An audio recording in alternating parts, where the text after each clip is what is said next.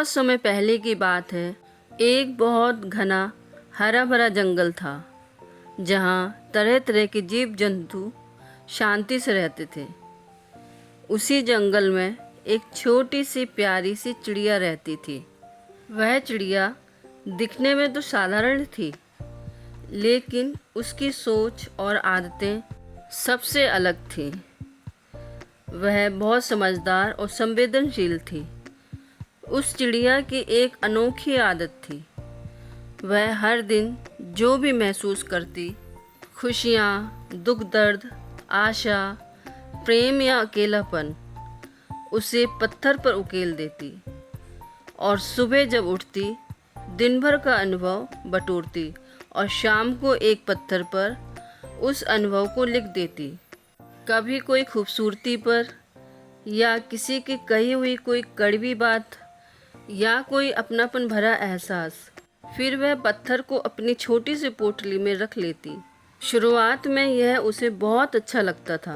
वह सोचती थी कि अच्छा अनुभव तो याद रखना ही चाहिए और बुरे अनुभवों को पत्थर में लिखकर बाहर फेंक देना चाहिए, दिल में नहीं रखना चाहिए। यह उसकी एक तरफ से आत्मा की सफाई बन गई थी। हर दिन वह पत्थर पर लिखती और हर पत्थर पर याद कैद होती। धीरे धीरे दिन बीतते गए, उसकी पोटली में पत्थरों की संख्या बढ़ती गई। वह अब हर छोटी सी बात को भी लिखने लगी।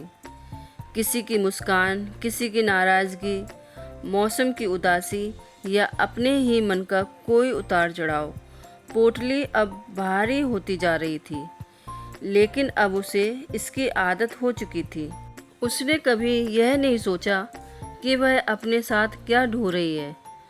वह सिर्फ इस आदत को, यादों को सहेजना ही समझती रही। समय बीतता गया। अब पोटली इतनी भारी हो चुकी थी कि उड़ते वक्त उसे जोर लगाना पड़ता। अब उसकी उड़ान पहले जैसी नहीं रही, जैसे पहले हुआ करती थी।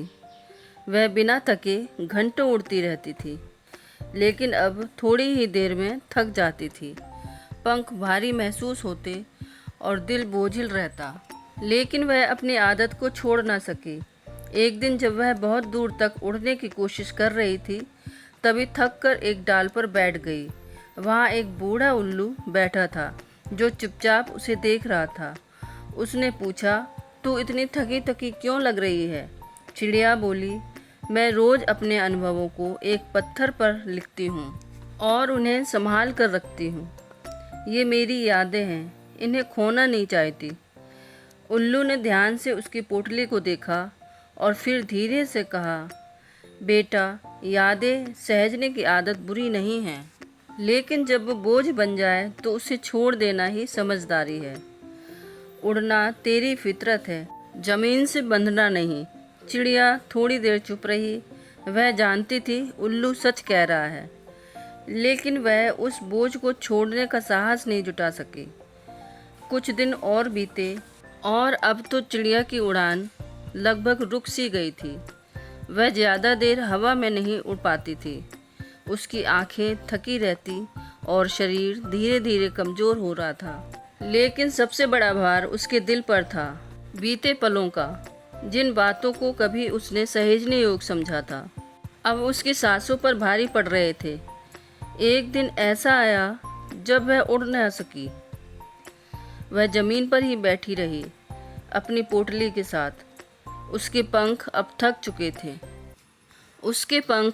चुके थे, शरीर कमज़ोर हो गया था और फिर उसी पोटली के भार के नीचे दबकर वह प्यारी चिड़िया सदा के लिए सो गई।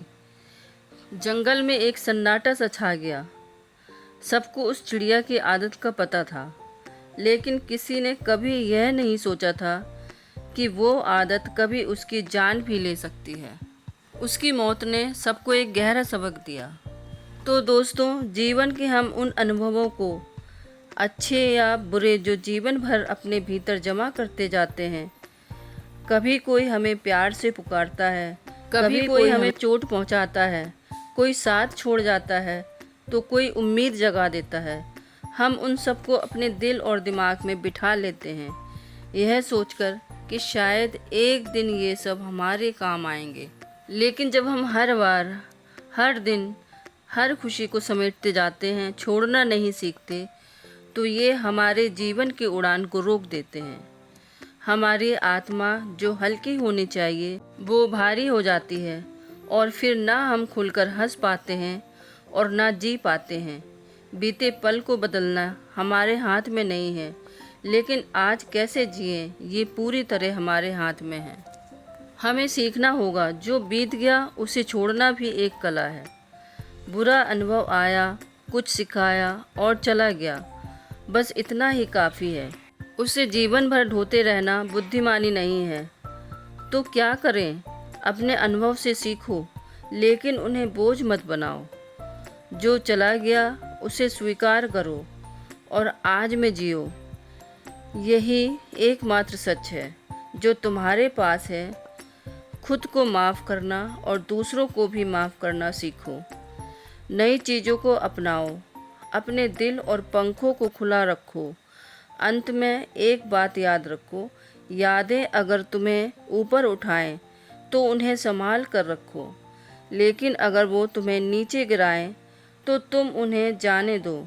उम्मीद है कि ये कहानी आपके जीवन में ज़रूर बदलाव लाएगी। फिर मिलेंगे दोस्तों एक और नई कहानी के साथ। तब तक हंसते रहिए, मुस्कुराते रहिए और अपना ख्याल रखिए। कहानी अच्छी लगी है तो लाइक कीजिए और सब्सक्राइब ज़रूर कीजिए। साथ ही अपने दोस्तों को शेयर कीजिए और कमेंट बॉक्स में भी शेयर कीजिए कि आपको कहानी कैसी लगी।